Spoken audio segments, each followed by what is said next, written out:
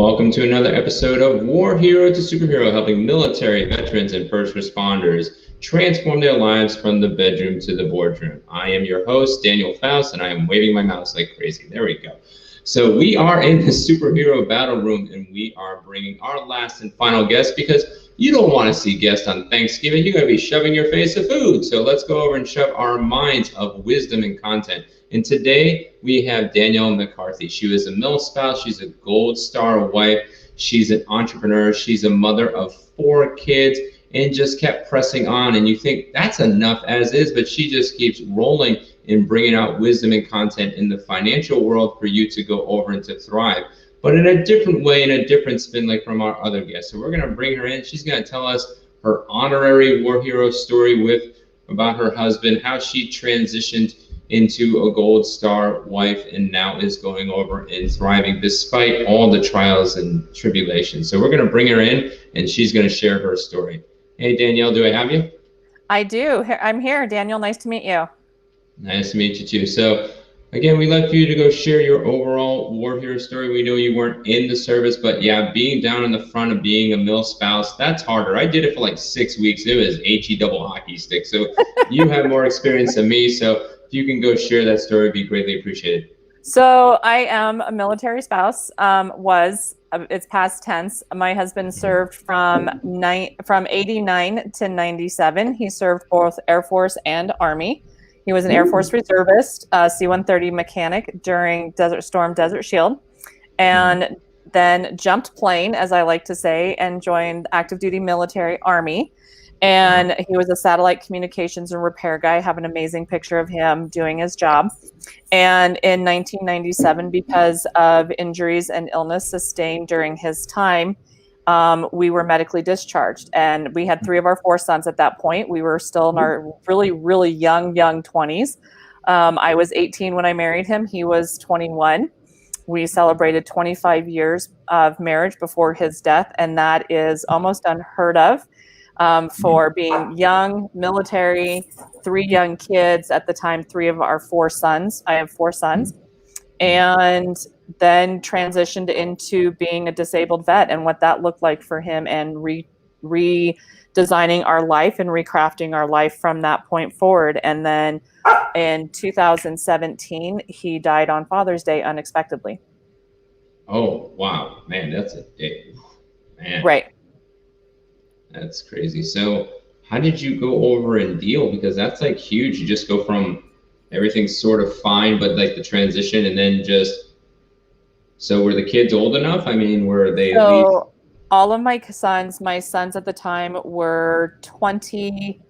Oh my gosh, let me think right now. 3 years ago. So my youngest was 18, 21 was my 3rd son. 22 was my 3rd son, and my oldest was 23, 24. So they were still relatively young. And now I'm proud to say that my youngest is actually serving as well in the military. He is active duty Army, and he has the same first duty station as his dad, which is super exciting. And how do you get through that? You kind of just don't have a choice. There's days that you don't remember, thankfully, and then other days that you do remember. You kind of you got to take it step by step and one breath at a time. And I think that was the biggest lesson I learned that day of his death, because it was totally unexpected for us, was just one breath at a time. Truly, one moment, one breath at a time. So you could have just sat there devastated, did nothing, but you decided to transform from that war hero, Milspouse, now Gold Star wife, to now we call you as a superhero. What made you decide to jump back into things? I mean, you could have just stayed in that funk, and people would have been okay with that. You could have just stayed in those moments. Right. It's not to say that I didn't stay in those moments. I had a long haul after that. I had some health problems of my own during that time.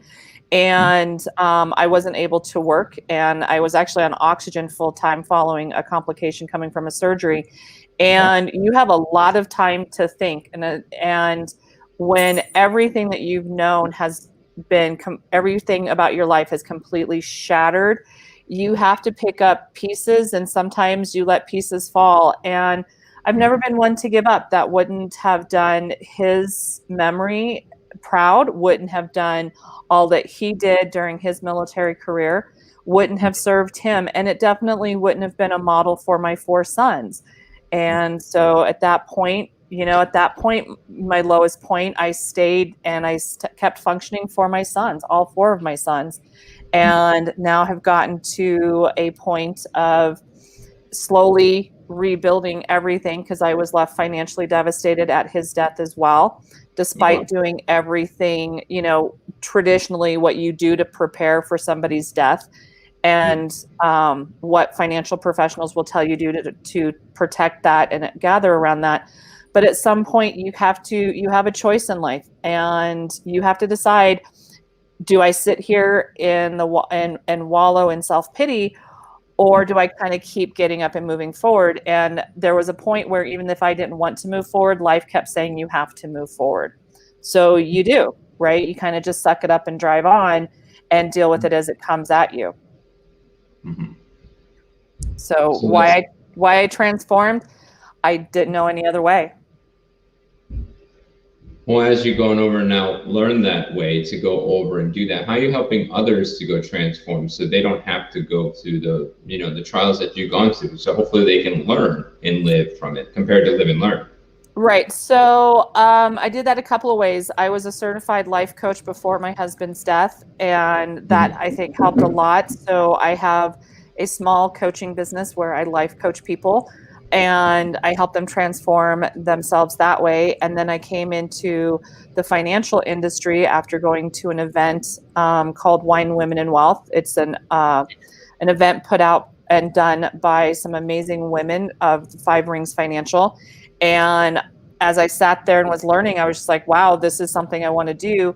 Went to one of their next workshops called a Money 101 workshop, where I sat and learned even more things. And I just went, I have to do this. I'm a retired teacher anyway, so this kind of just fit in line. And since I was financially devastated, I thought there's got to be a better way. And the better way actually presented itself. And through those 2 opportunities of going. And so now that's what I do. And then I've since taken that idea of those 2 events and kind of transformed it into my own podcast called Coffees, Chicks, and Cash, the podcast. And part of it is highlighting amazing women doing dynamic things, whether they're business owners, stay-at-home moms, working a 9 to 5, or anybody and everybody in between.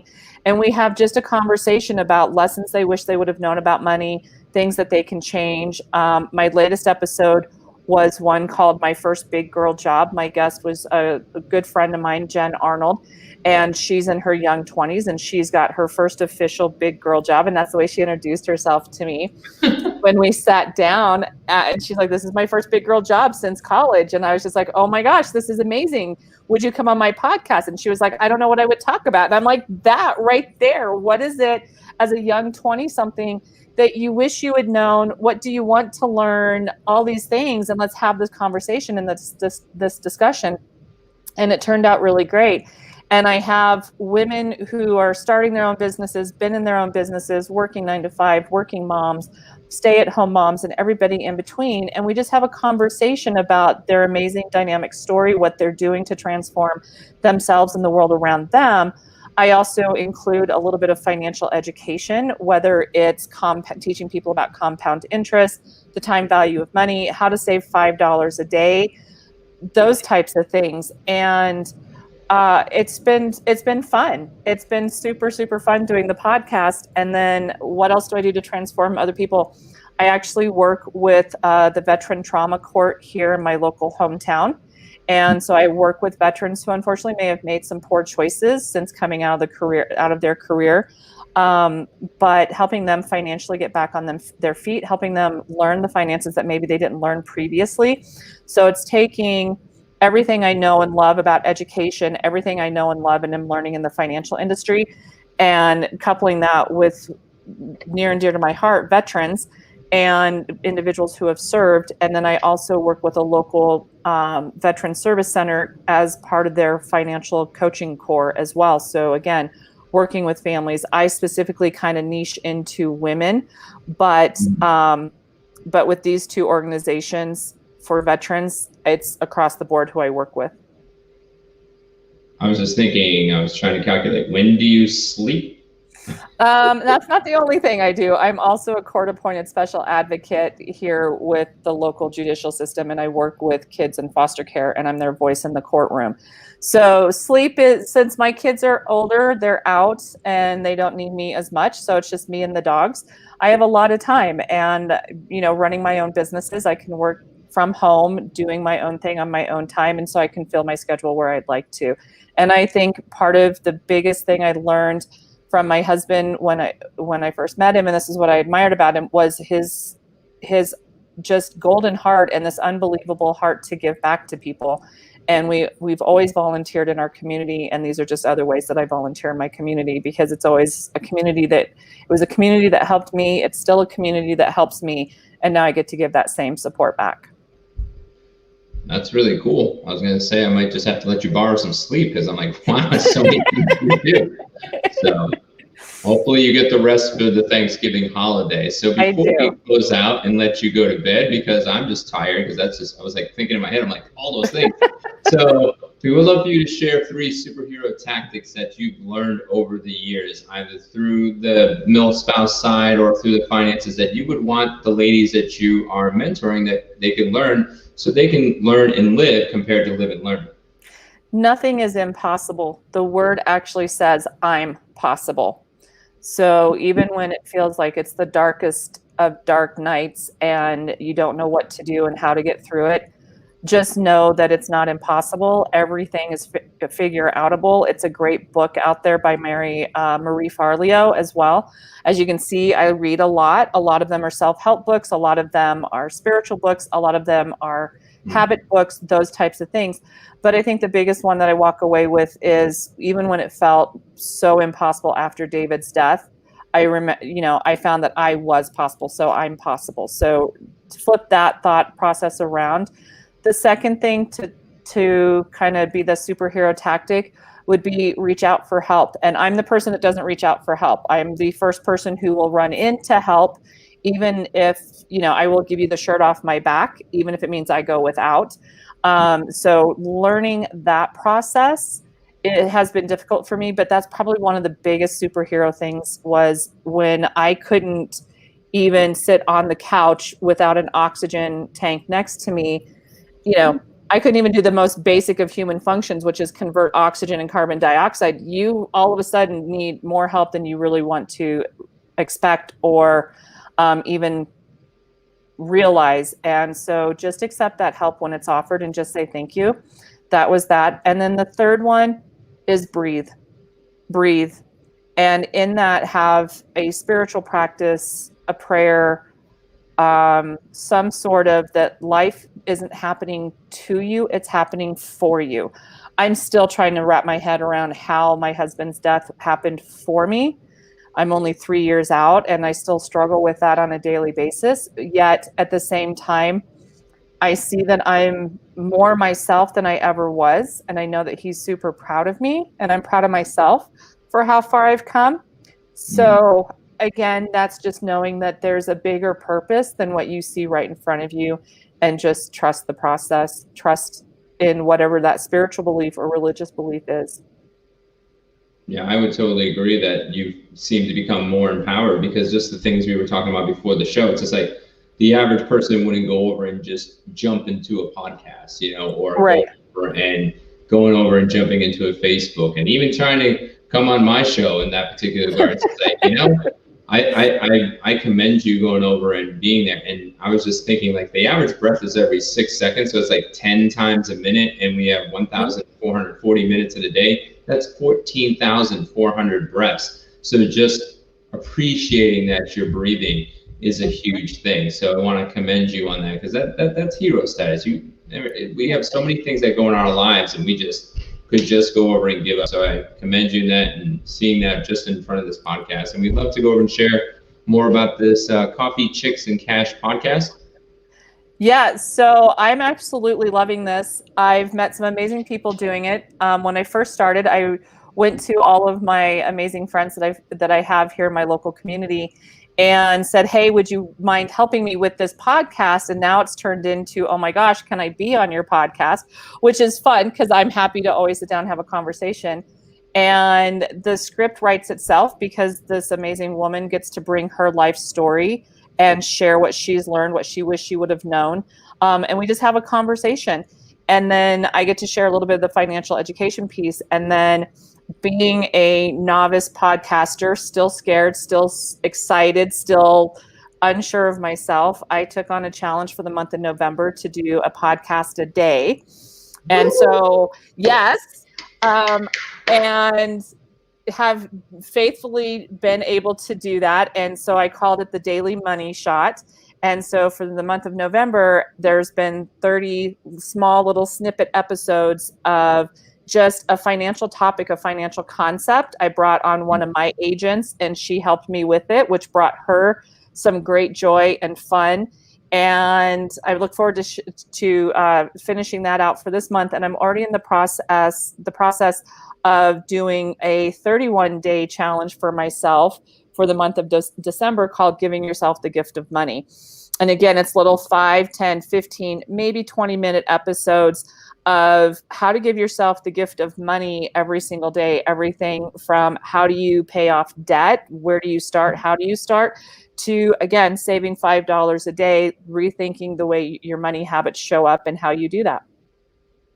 That's really cool. And then your podcast is not just only on Facebook, it's on Anchor, if we see, correct? It's on Anchor, and I am also on all the major platforms. You can find me on Apple, Google, Spotify, as well. And then I'm currently building out the YouTube channel, which will be called Coffees, Chicks, and Cash, the YouTube channel. Just like I have Coffees, Chicks, and Cash, the Facebook page, and then Coffees, Chicks, and Cash, the podcast. There's a theme. I don't know if you caught it. And what the YouTube channel is going to be the recordings of the podcast, so that if you want to see the dynamic ladies that I'm talking to, you can see them. You can reach out to them. Their contact information is in there. And the other thing that we typically do in the longer interview podcast episodes is we also try and highlight a book that empowers women, educates women, is for women in business, and recommend it as might be a book that would be that was helpful either to me or to my guest or to all of us, and then that's out there for the ladies to read. And then I also suggest for guys to listen to the podcast. And the reason I truly started the podcast is because women and men think completely differently about money.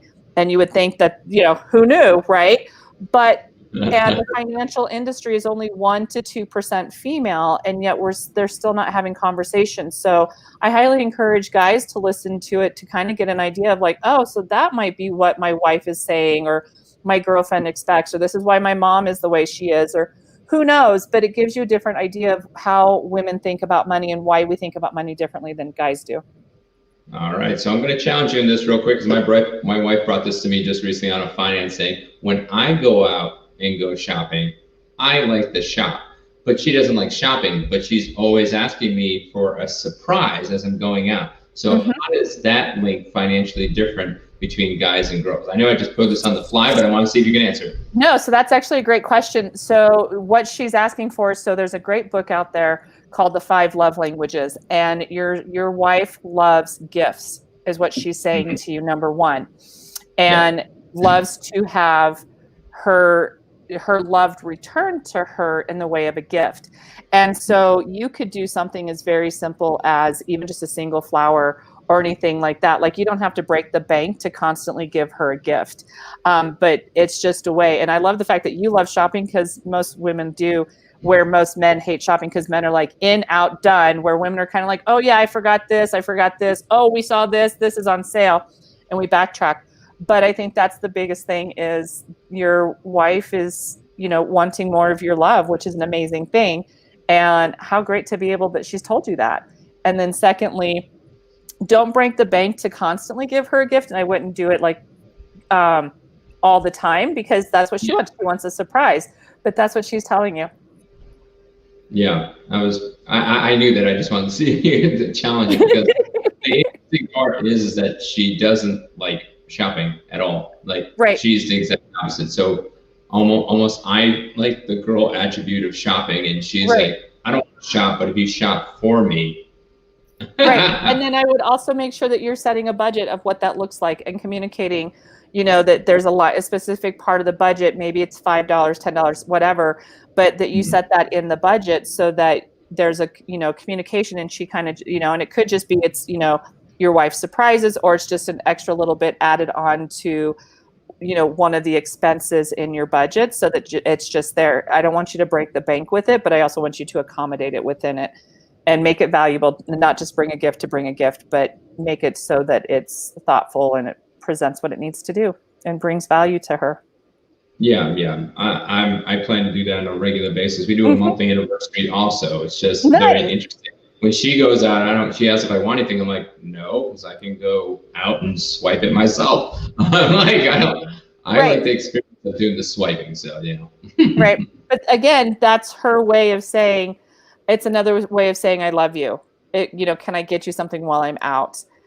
It's just those acts of service is really, truly, obviously her love language. And I love the fact that you guys already found that out.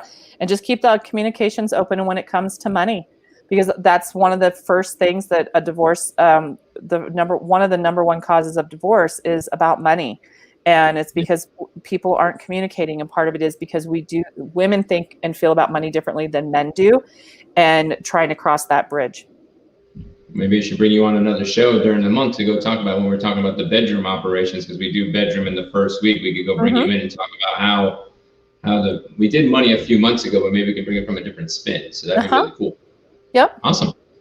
Cool. All right. Well, I want to thank you for coming over and joining our show on Facebook, on YouTube, on Periscope, and on Twitch. I never thought I'd be on Twitch, but I am. So I am a podcast gamer, I guess. So nice. I want to thank you for going over and joining. Thank you for all the guests that are watching. And if you go over and you like this episode and you want Danielle to go over and be uplifted to our television show, War Hero to Superhero, which will be starting back up on Simul TV through the Guiding Star Network, which goes into 200 million homes. If you want to uplift it, all you have to do is take 3 seconds of your day, open up that video on Facebook, and go over and watch it. Now, we prefer you to watch all 22 minutes and 49 seconds and counting, because there's wisdom right in there. Danielle is just pouring her heart and her soul, passing that information. She wants you to thrive in the financial world and as a fellow Milspouse. So don't go over and just watch 3 seconds. But if you can't, you just want to support Danielle, and you're like, my life is hell and I can't do it. 3 seconds of time in the next 3 days. She's got some fierce competition. Some of our members have shared it 43 times and over 500 watches. So